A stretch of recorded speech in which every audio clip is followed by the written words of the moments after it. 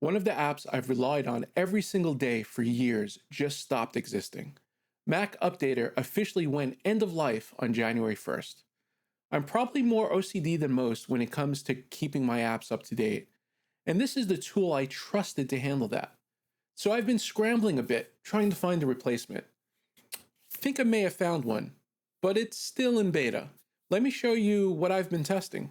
Okay, we're on our desktop. I just wanted to show off MacUpdater real quick.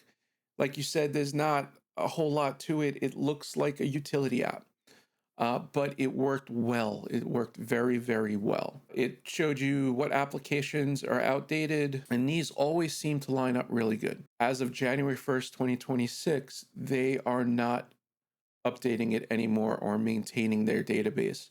So these are all old at this point. Let's stop talking about MacUpdater. Let's quit that. As you saw on MacUpdater, we had a couple of items, which is good. We could run through these. I have it so it's only showing me the apps. There's an apps folder and a Homebrew. But before we go that, I guess let's look at some of the settings. So you can make it set to start on launch. I don't like doing that with any apps, really. I like opening what I need to open. Display mode, dock, appearance. There's auto or light does the auto refresh anyway.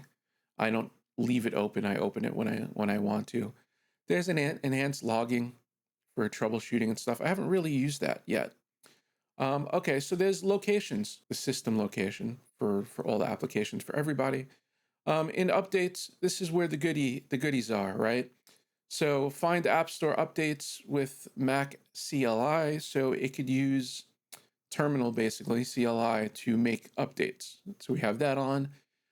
Find app updates from Homebrew, that's on. There's some little in red. Again, this is still beta, so it says update detection may be inaccurate. So again, they're still working things out. Find electronic app updates. We talked about that. Find GitHub release updates. Again, update detection may be inaccurate. Updates may get rate. We didn't have all this in Mac Update, so I feel like this is kind of a step up.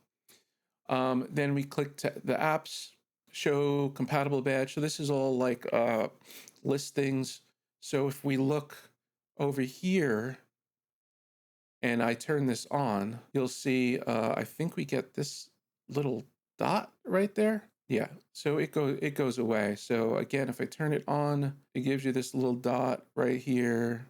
You can see them, right? And if we turn it off, they go away. I like turning it off because if you have it off, you see the type of application it is. So like this first one, anything, it says Electron. This second one, the Claude, is in-app, right? So it's an in-app update. This Dia is Sparkle. So these are the type of applications it is. The Unify is an App Store update, right? And we're gonna go through all these. So I like keeping it off because I don't see that dot there. There's an Ignore Apps filter.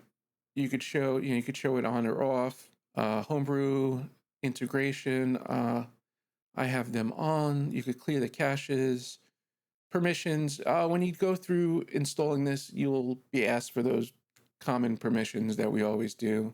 And then your license, which I won't click on that. When we click on an app, we'll see this right-hand side with all the information. So we have the update button right here. So the other thing too is if it sees a Homebrew repository, I guess is the best way to put it, it will let you adopt that. So even though you have it installed from the website or something, it could adopt it and start using it as Homebrew, which is kind of nice. You have that option to jump over. I don't know if that's better or worse. I don't know if Homebrew gets the updates before their actual websites do or the Electron does. I'm not sure which one is faster. I haven't adopted any yet. On the top, we will see the old version, the new version. Anything is a bad example. It's one of the apps I've mentioned to them. I know for a fact this isn't an app that has an update. It didn't jump from 1.9.1 to 9.9.9. I think this is a bug. But I left this in here to show you guys. There is a more option where we could go skip update temporarily, ignore app, or ignore app temporarily. I'm going to do this. I'm going to ignore app for a week, and we'll see it went off the list. It's no longer there. Again, we are looking in this apps tab. If we move over to Homebrew, we'll see these are all the Homebrew installations I have, right? There's a lot of them because they're, a lot of them are just little packages, not full-blown apps. The fact that you can manage that. And we'll see over here, we have a little update icons. So, and we could see it has one dependency. This one has 6 dependencies, 4 dependencies, right? So if we click on it, we could see there's one-time dependency over here. This one says 8 dependencies, runtime dependencies.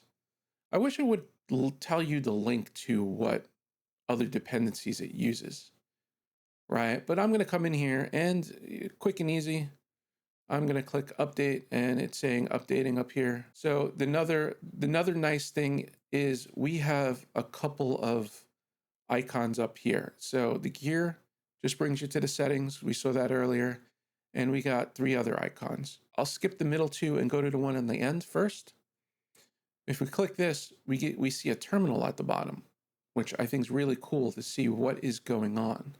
If we go to our next app and click update, we will see it running down here. It queued for update, it's downloading the update, and boom, it's going through it. So we can see what it's doing. Since I'm in the Homebrew right now, I have 3 more updates. I could just click this update button on the top, the button right here, and it will update everything in this tab. And we'll see it in the terminal down below. This saves us time from opening terminal and updating our brew repositories and updates. Usually what do we end up doing, right? The next time we update or the next time we try doing something, we notice there's an update. Now we actually know more regularly when those are updated. Since we're done in here, I'm going to go back to these icons in the top in the middle. The first one is Run Brew Cleanup, and the second one is Run Brew Doctor. If you guys know Brew, these are commands that we use regularly inside Brew. So I'm going to do cleanup, and you could see it's running Brew Cleanup, Brew Prune All. It's running through the typical steps. It's the same command that we use all the time. We could see it running right here. Brew Cleanup, Prune All. This gets rid of all the old dependencies you don't need, old versions. It's something that should be done. It tells us what we're removing here. Look at everything it just did. Yeah, I could scroll for a while. That's a lot. And then the other thing we do a lot too is run this Brew Doctor. So it's telling us some stuff that it found. This is a good thing to do every once in a while as well. With that said, I'm going to go into console. I'm going to clear the console just because I'm going to jump back over to the apps. And as you can see, we're back here. We did our homebrews, but we didn't do anything in apps itself. So let's go down this list. So we have a lot of different, well, it looks like we're going to touch on each different one. So Electron, let's jump over to here and click. Let's look at the version first. We're going from 1023 to 1027. So let's go ahead and update. So with Electron apps, I believe, are apps that have updates built into the app itself. All right, let's come back to that in a second. So Descript is another one that has it built in. We'll hit update on that. Descript, I think, is another one that sometimes takes a while to find that update. So again, it's not really telling it to update the app. It's just kind of, saying, hey, run the app so it could get the update. So those are what Electron apps really are. These are I don't know if you want to do them one-off, depending on how long that app takes to find. And I know Descript is one of them. Sometimes it's fast and sometimes it could sit there for like 5 minutes before it finds that update. And I think Descript is one of those too that doesn't have an update button. So it will just sit there. So Dia is Sparkle. Let's go ahead and run that. We see update in process, one application, updating Dia. We see that it was successful and it went away. So that was nice. And let's jump down to Unify. This is an App Store app. So if we click that, it will open up the App Store for you to update. Pretty straightforward. That's what MacUpdater did. Yeah, so this is, Pinocchio is considered Electron also, but it does have a adopt Homebrew thing. Let's try to update this one. It opens up on my other screen. You see this one, this app at least gives you an update window right when it starts the app. So it always searches for updates. Some of these other apps don't do that. And that's what's a little frustrating with them, because you have to let them sitting in the background. Claude is still running. It didn't find an update and it's not letting me quit. Let me force quit it. And then let's try to do the update again now that we logged in. So it checked for one app, updated. Okay, so it looked like Claude did upgrade, but maybe it needed a restart because now it's not in our list. Like I said, I'm pretty sure Descript is one of those that I test once in a while. I don't use it that much, to be honest, which is why it's a little frustrating that it takes a while to update. And I'll leave that there. I don't know about the adopt. I mean, would that be faster? So I guess if we adopted Homebrew, Homebrew would do the install. Let's go look at LM Studio. Let's go update. Again, this is another one that it's in an app. Yeah, so bottom right. So it could be maybe you don't want to do Electron apps at the same time. You just want to bash through all the other ones and just do Electron when you're going to use the app. It's a good question mark. Let me know how you guys use it. Okay, relaunch to apply to update. Okay, so LM Studio updated. So it restarted and the update's done. Let's quit LM Studio. LM Studio is still in here. So let's refresh. Let's use this refresh button up here and go refresh all. Okay, so LM went away. We have the two apps.